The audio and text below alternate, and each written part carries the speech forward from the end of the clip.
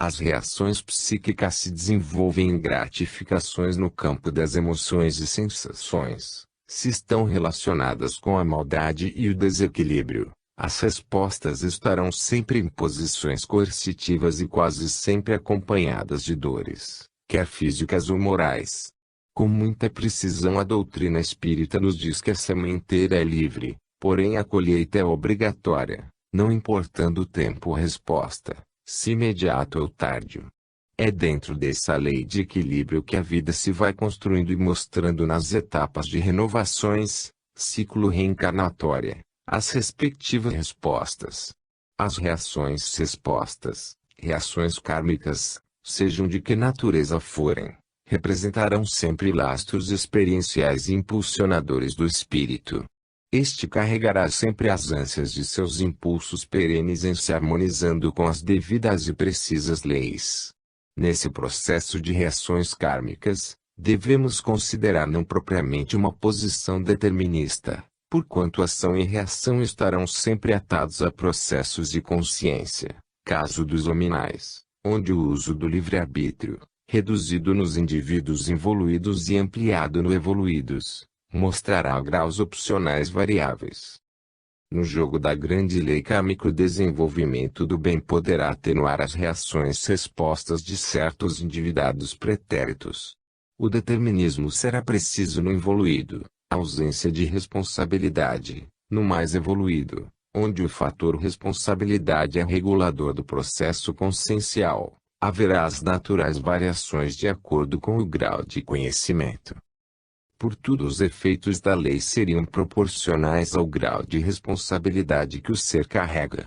Toda resposta kármica terá de ser entendida sempre, como processo corretivo, educacional, jamais uma exigente punição. Evoluímos com as forças do bem, que tendem a dominar as forças negativas. As primeiras estão à frente retificando e orientando as segundas. O ciclo de evolução jamais será fechado, mas, sim, aberto, representando uma espiral, em constante ampliação, progredindo ao infinito, à medida que os lastros de experiências se vão adestrando e incorporando nas fontes dos impulsos do espírito.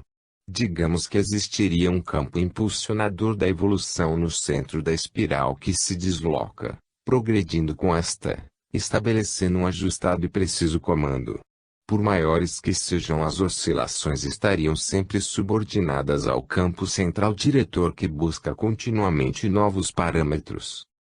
O Espiritismo, como bandeira ideal para uma filosofia de vida, oferece condições inigualáveis na formação de valores criativos que as fontes do nosso psiquismo de profundidade, espírito, podem realizar.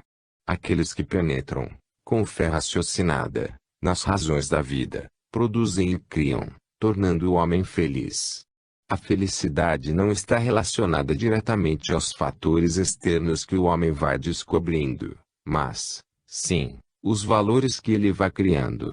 Os fatores externos são quantidades muitas vezes necessárias na composição do dia a dia da vida, porém, jamais suplantadas pelas qualidades dos valores criativos. Os primeiros são impessoais e vagos, os segundos pessoais e autênticos, os primeiros atados ao psiquismo de superfície, os segundos estruturados no espírito. Os primeiros são reflexos do intelecto ou psiquismo de superfície, os segundos resultados da intuição ou psiquismo de profundidade.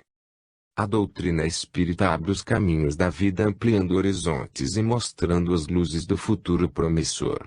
Na vivência de seus conceitos, pela união e cooperação, encontramos a tão decantada harmonia de um sádio universalismo. Capítulo 1. Psiquismo humano, consciente, superconsciente e inconsciente. Do primeiro terço do século XIX até os dias de hoje, a ciência desbravou, com autênticos valores, a maioria das funções animais. As pesquisas servem de alicerce para que a organização humana fosse entendida em quase sua totalidade. As funções relativas à circulação, à respiração, à digestão, aos componentes endócrinos, motricidade, distribuição estrutural dos ossos, ligamentos e músculos, a sensibilidade, ligadas principalmente aos revestimentos externos, pele, passaram a ser bem avaliados em suas específicas posições. As células em geral, como unidades biológicas, foram definidas pela persistência experimental e necessidade de conhecimento. O sistema nervoso foi devassado, percebidas muitas de suas estruturas como centro diretor e orientador da organização animal. Entretanto, as dificuldades atuais são imensas na compreensão dos processos psicológicos humanos que se espraiam em sendas bastante obscuras. A tendência de um entendimento holístico está se tornando realidade em face das novas conquistas biopsicológicas. Jamais compreenderemos a organização humana se não houver um estudo de totalidade, o estudo em que o particular esteja presente no todo, em que a forma seja reflexos de impulsos internos e suas funções o resultado de comandos estruturados nesses mesmos impulsos de específicas energias. Em dias vindouros, a projeção holística da natureza humana será bem aquinhoada com a mais ampla definição dos horizontes científicos no que concerne aos campos psicológicos da vida. Não mais ficaremos adstritos à zona material, única entendida pela maioria, compreenderemos as razões de um psiquismo de profundidade ou zona espiritual, ainda tão ensombreada pela ciência dos nossos dias, apesar dos seus incontestáveis valores. Abordar o psiquismo humano, sem conotação holística, é como limitar o estudo de tão interessante e importante temática. Necessitamos compreender que o psiquismo não está restrito às telas neuroniais. As telas neuronais em geral são reflexo das proposições mais profundas, de outros campos psicológicos já percebidos pelas civilizações pré-cristãs e que, do século XIX de nossa era para cá, tiveram novos impulsos enriquecendo os capítulos da psicologia, ciência da alma, com as ideias freudianas bem mais situadas com as ajustadas criações e avaliações junguianas. Anotem-se a tudo isso informações espirituais criteriosas que a doutrina espírita nos tem mostrado, com também as observações dos estudiosos espiritualistas. Para a facilidade do estudo podemos esquematizar o psiquismo humano em 3 zonas distintas: o consciente, o superconsciente e o inconsciente, apesar de representarem uma estrutura de totalidade funcional. Tanto é verdadeiro que os processos intelectivos, os impulsos anímicos e variada e imensa fenomenologia mediúnica, quando em suas respectivas atividades se interpenetram e motivam as dificuldades avaliativas para nossas percepções. Por desfilarmos e convivermos em nossas atividades psicológicas habituais na zona consciente ou psiquismo de superfície, a maioria considera como única existente e verdadeira. São ainda percepções limitadas, próprias ao degrau evolutivo em que nos encontramos. A tríade, consciente, superconsciente, inconsciente, representará neste estudo, respectivamente, o psiquismo de superfície, com suas costumeiras ações intelectivas do nosso dia a dia, consciente, o psiquismo de percepções avançadas e que farão parte do cotidiano nos futuros milênios, superconsciente, e finalmente a zona espiritual, inconsciente, onde se encontram os arquivos e potencialidades integrais do ser. Na zona consciente, teríamos o psiquismo limitado, superficial, que apesar de tudo, ainda não temos condições perceptivas de sua integral estruturação. Na zona superconsciente, as condições seriam mais ampliadas em relação à primeira, e que estamos aguardando com a nossa nova fase evolutiva. No consciente, nosso atual intelecto, a percepção seria como de superfície. No superconsciente, nosso futuro intelecto, a percepção seria volumétrica. Na zona consciente, os fenômenos seriam de características analíticas. No superconsciente, as características seriam sintéticas e de colorido intuitivo. No inconsciente ou espiritual estariam as fontes de todas as possibilidades psíquicas. apresentando dimensões desconhecidas, nutrindo e orientando toda a organização psicológica, ampliando-se pela absorção de toda experiência que o ser participa no desfile da vida imortal. O inconsciente ou zona espiritual, por ser zona de comando, vai se ampliando sempre diante das etapas renovatórias que as renovações propiciam. Por isso devemos considerar essa zona nobre, com a sua característica de imortalidade, de individualidade, ficando o termo personalidade para a zona física ou zona consciente, sujeita a periódicas modificações pela morte física. A zona superconsciente, por ser zona de transição, no momento atual estará, dinamicamente, mais ligada à zona do inconsciente. A zona consciente está representada por todo o arcabouço nervoso, órgãos encefálicos, medula espinhal, gânglios nervosos e expansões, e mais sistema simpático e parasimpático. É bem verdade que as conclusões psicológicas da zona consciente se fazem com a participação do córtex cerebral e seus respectivos centros nervosos. Porém, para que isso se observe, há a necessidade da participação de outras áreas das estruturas físicas nervosas. Todo o sistema nervoso, tanto cérebro espinhal, gravura 1, quanto autônomo, gravura 2, constitui um complexo sistema ainda não conhecido em seus pormenores, sendo o terreno por onde o impulso nervoso se expressa, tendo no neurônio a unidade de trabalho especializado e a reunião deles, neurônios, representa as vias de condução. Eles se entrelaçam em todos os sentidos e possibilidades, com a finalidade de levar ao organismo pelas vias eferentes ou centrífugas, o influxo vital necessário, convidando ao trabalho para a unidade orgânica. Pelas vias contrárias, isto é, as vias eferentes ou centrípetas, são traduzidas as diversas sensações com o meio, e todo o material energético desenvolvido no organismo também vai para os centros dos sistemas, pelas placas receptoras. É, portanto, às expensas do sistema nervoso que se dará a devida coordenação entre os órgãos, equilibrando suas específicas funções. Pelo sistema nervoso o organismo pode reagir de modo mais adequado às modificações do meio, mantendo a harmonia fisiológica, a fim de que as funções mais nobres do psiquismo sejam sempre preservadas em face do plano evolutivo da vida.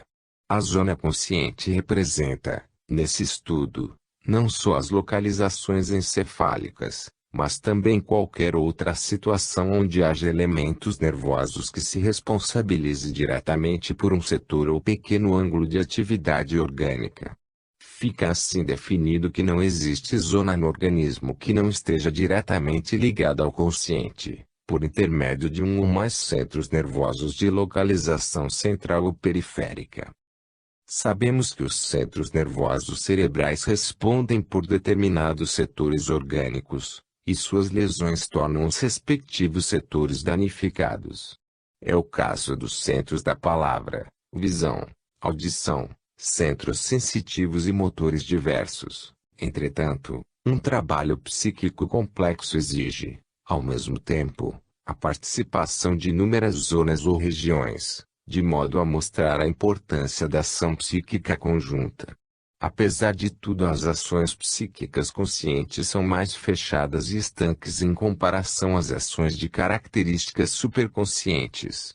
O consciente possui limites de perceptibilidade em si comparando às ações mais elásticas e ampliadas do superconsciente. A zona superconsciente, como o nome está a indicar, seria um consciente dilatado, com maiores possibilidades psicológicas, de modo a caracterizar os mais evoluídos. Apesar de suas posições funcionais se encontraram no cadinho da zona inconsciente, como estruturas de transição já se situam na organização física, preferentemente nos lobos frontais do cérebro. Essa assertiva tem sido revelada pela traumatologia e cirurgia nervosa. A perda de pequenas porções anteriores dos lobos frontais quase nada representa de modificações na conduta e nas emoções mais costumeiras. Entretanto, a qualidade perceptiva de conjunto, A sutileza das emoções, a síntese dos pensamentos mais aperfeiçoados desaparecem como se não existissem, estado semelhante aos homens rústicos e analfabetos, de estados intelectuais ainda reduzidos. Se levarmos em consideração a evolução do sistema nervoso, a partir dos vertebrados até o homem, traduzimos perfeitamente o lobo frontal como última das expansões e aquisições do encéfalo e, com a comprovação dos experimentos fisiopatológicos de nossos dias, não teremos outra resposta senão afirmarmos que os sentidos de síntese, próprio dos indivíduos mais avançados na evolução, como também os vagidos da intuição, seriam aferidos e manifestados nas regiões desconhecidas do lobo frontal. Dissemos a Lures que os fenômenos que se desenrolam no superconsciente são de tal complexidade e sutileza que, para atingirmos seus mecanismos em detalhe, necessitamos estar situados em um plano mais evoluído, o que vale dizer numa dimensão superior. Por isso o consciente não poderá jamais perceber o detalhe do trabalho superconsciente e julgá-lo. Esclarecemos, entretanto, que a percepção superconsciente só poderá realmente expressar-se naqueles indivíduos que já ultrapassaram, praticamente, o degrau das percepções conscientes, isto é, avançarem na escala evolutiva. Nas realizações do superconsciente, além da percepção ao impulso, a necessidade de efetivação. É algo comandando o impulso de realização, na maioria das vezes transcendendo a vontade consciente que cede diante da energética que aprisiona. E às expensas do superconsciente, que os evoluídos, isto é, gênios, cientistas notáveis, artistas bem classificados, os justos integralizados, conseguem aprender as correntes psíquicas superiores, nos grandes arremessos do pensamento, o material necessário que lhes veio na forma de inspiração na composição de seus notáveis trabalhos. Por este processo é que sentimos Dante a criar as páginas da Divina Comédia, Pasteur a desbravar o campo científico, dando-lhe nova orientação, um Beethoven a compor ao mundo da música a incomparável sonata ao luar, e um Castro Alves envolta num turbilhão de rimas e inéditos pensamentos. A zona do inconsciente aparece no cenário científico após as ideias freudianas e junguianas, embora as civilizações indiana, chinesa, egípcia, seguindo-se a grega, já conhecessem muitas de suas manifestações como sendo de origem espiritual. Os fenômenos desses jaes pertencem à alma ou ao espírito. As revelações desses eventos se encontram nos Vedas e Upanishads, no livro tibetano dos mortos, nas proposições herméticas, nos conceitos de Buda e Lao Tse, e com bastante harmonia e equilíbrio na filosofia pitagórica. Na própria Grécia, dois grandes filósofos, Platão e Aristóteles, compõem notáveis ideias traduzindo fatos da zona inconsciente. Platão foi um precursor das noções do inconsciente, chegando mesmo a encarar temas que se confundem com a psicanálise de nossos dias, facilmente expostas em seus diálogos. Refere-se aos instintos e desejos como forças profundas da alma, onde o mecanismo sexual aflora, e se apresenta, com fortes tintas, no colorido diário da vida. Alude às questões dos sonhos e fantasias, esclarece o mecanismo da censura, no jogo do psiquismo, de modo tão preciso que pensamos que as suas ideias ainda não foram interpretadas e estudadas na totalidade. A concepção platônica é altamente instrutiva, sintética e sem dificuldades de uma análise intelectualista. É verdadeiramente inspiradora e concebida numa consciência avançada e mais evoluída, de modo superconsciente. Na psicologia junguiana, o pensamento platônico é parte integrante de alguns de seus mecanismos estruturais. Aristóteles percebeu o valor da catarse mental quando estudava as emoções da alma humana. Afirmava que as tragédias gregas, resultado de um fluxo de emoções dramáticas, substituía os atos destruidores e antissociais por um lado e, pelo outro, efetuava a drenagem das emoções através da piedade e do medo. Com esses conceitos, abordou a razão de ser do poder criativo das artes. Muitos outros filósofos, em diferentes épocas, contribuíram para a fixação da ideia do inconsciente, como, também, os pesquisadores do hipnotismo, Mesmer, Charcot, Bérem, Liabout, Braid, e, mesmo, o próprio Freud no início de suas pesquisas. Inegavelmente cabe ao Freud ter sido o verdadeiro pioneiro das manifestações do inconsciente e, como tal, o fundador da psicologia profunda. Foi o primeiro a transformar a nossa esfera interior e ver que as energias da alma são deslocáveis. A obra de Freud foi a retomada de fundamentos, o desbravamento de novo terreno experimental, a grandiosa ampliação dos campos de ação do inconsciente, uma ideia nova, quando nasce, desperta a geração que lhe pertence, proporcionando melhor penetração dos conceitos e postulados. Freud, fundamentando a maioria dos impulsos do inconsciente no sexualismo, não teve a ideia proposital de atingir tamanho alvo. Não há dúvida de que o sexo participa de uma série de fatores psicológicos, mas não é o senhor das atividades psíquicas. Ele é realmente um dos lastros do espírito, nascendo da evolução é grande cooperador, mas tem seus limites. Apesar de pioneiro, e ter deslocado o véu da alma, Freud deixou muitos espaços vazios que a moderna psicologia tem a obrigação de preencher para que a futura humanidade possa abrigar-se melhor das moléstias psíquicas, mais arrasadoras e infinitamente mais perigosas que as doenças orgânicas degenerativas. Necessitamos acabar com a trivial ideia de que o inconsciente é a consequência da zona consciente, um fosso onde existem paixões, baixezas, vulgaridades, barbaridades e crimes.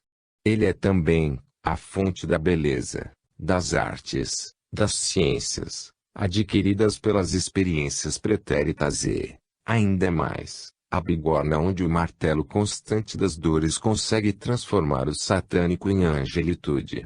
Foi realmente Jung quem cultivou e ampliou essas ideias de um inconsciente rico, complexo e carregando dentro de si próprio os fatos da história da humanidade. É com Jung que a psicologia passa a ter um sentido apropriado, mais bem elucidando os problemas do psiquismo profundo que aflige o homem inquieto.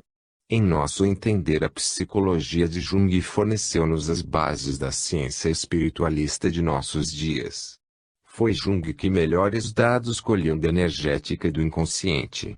Em estudando o associacionismo nas palavras indutoras e induzidas, definiu o despertar do conteúdo emocional e melhor apreciou os complexos elaborados na zona inconsciente. Com isso demonstrou existir significação para todos os sintomas, inclusive os psicóticos, onde, hoje, buscando explicações do mecanismo palingenético ou reencarnatório, encontramos um sentido bem mais logicado e melhor definido. Jung percebeu essas ideias quando falava de seus arquétipos como profundas raízes num psiquismo coletivo a fornecerem a energética em manifestações na zona consciente. Para entendermos as energias do inconsciente ou do espírito, procuremos esquematizá-lo dividindo em zonas representativas como reais campos energéticos a refletir em dimensões diversas em entrelaçamento, apesar de guardarem suas respectivas potencialidades. Assim, poderemos figurar uma circunferência com outro tantos círculos internos, como que limitando zonas. No centro da circunferência estaria a região quintessenciada, mais purificada, e na periferia as regiões mais densificadas, praticamente acoladas à zona física ou material. Desse modo os campos de energias espirituais, pelas suas variações, mostram uma sucessão de dimensões, onde as mais categorizadas se encontram no próprio centro ou bem próximo dele, e as demais, representando campos mais densificados, a se localizarem na periferia. Se juntarmos todos esses campos, numa tentativa de mostrá-los topograficamente, podemos nomeá-los do centro do espírito até a organização física do ser, do seguinte modo: 1. Inconsciente puro. 2. inconsciente passado ou arcaico. 3. Inconsciente atual ou presente. 4. Corpo mental. 5. Perispírito. 6. Duplo etérico. 7. Corpo físico. A gravura 1 nos dá algumas informações, porquanto será muito difícil traduzir a variedade de dimensões que as respectivas zonas representam. As zonas energéticas, por serem campos vibratórios, estaria muito além do tempo e do espaço, campos dimensionais. Porém, a fim de tentar situar essas emissões de energia é que nos valemos do esquema. Os espaços na apresentação esquemática não traduzem a importância da zona ou campo, mas, no centro estaria o ponto máximo do psiquismo, e no último círculo, o da periferia ou zona física, a zona mais limitada, psicologicamente falando. Inconsciente puro, a zona do inconsciente puro, como centro da organização psíquica, e, como tal, dos impulsos e comandos da vida, seria uma região mais apurada do espírito. Deste centro emanam forças específicas, para nós desconhecidas, a envolverem a totalidade da psique com sua poderosa dinâmica. Este centro criativo seria o fator que iluminaria os departamentos dos instintos, afastando o ser humano da animalidade, comandando e solvendo os problemas que traduzem óbices para a evolução. Na rede dinâmica das forças criativas do inconsciente puro, a inteligência se alarga e se projeta nas sendas do bem, o desejo se equilibra. A memória registra com harmonia, e a imaginação cria com pureza os mais excelsos matizes e as mais belas construções. Essas energias puras representam um verdadeiro departamento de controle sobre essas atividades psíquicas. Nesses departamentos devem estar as ações de censura, que nossa mente a cada momento nos mostra. Seria semelhante ao que Freud percebeu e denominou de superego da consciência. Um censor deverá pertencer às zonas puras e cristalinas, no inconsciente, e não no consciente como queria Freud. O inconsciente puro estaria constituído de elementos energéticos a desenvolverem suas atividades em vibrações aprimoradas, utilizando zona dimensional impossível de ser aquilatada e definida por nossa corriqueira percepção. O inconsciente puro assemelhar-se ao que Platão entendia por ideia, termo que não deve ser confundido como simples resultado da projeção de nossa mente. A ideia platônica é a causa universal, e a visão e conhecimento de uma realidade suprema, representando um avançado subjetivismo sem possibilidade de avaliação dentro dos conceitos de espaço, tempo e ritmo. Seria por excelência, a energia criativa em seu mais alto grau de perfeição. O inconsciente puro, centro espiritual, seria uma área inatingível, impenetrável, como uma barreira que não deseja ceder e não necessita abrir suas comportas. Seria a presença cósmica no eu, abrigando os impulsos divinos da evolução, como se tudo lá existisse de um incontável pretérito a buscar realizações futuras, sempre mais expressivas.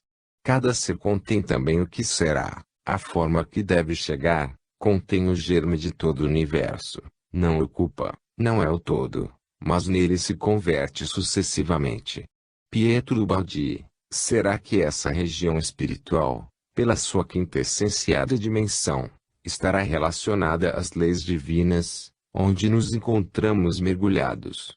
Não seria esse campo de energias purificadas verdadeira janela por onde as projeções divinas nos abastecem e nutrem? Não seria essa dimensão central a responsável pelo impulso evolutivo que a individualidade vai varando o infinito com sua imortalidade? As antigas filosofias faziam referência a esse centro de vida que cada ser abarca. Entendiam como energia de excelsa pureza, imagem e semelhança da energia universal, uma unidade transcendente contendo todas as forças existentes.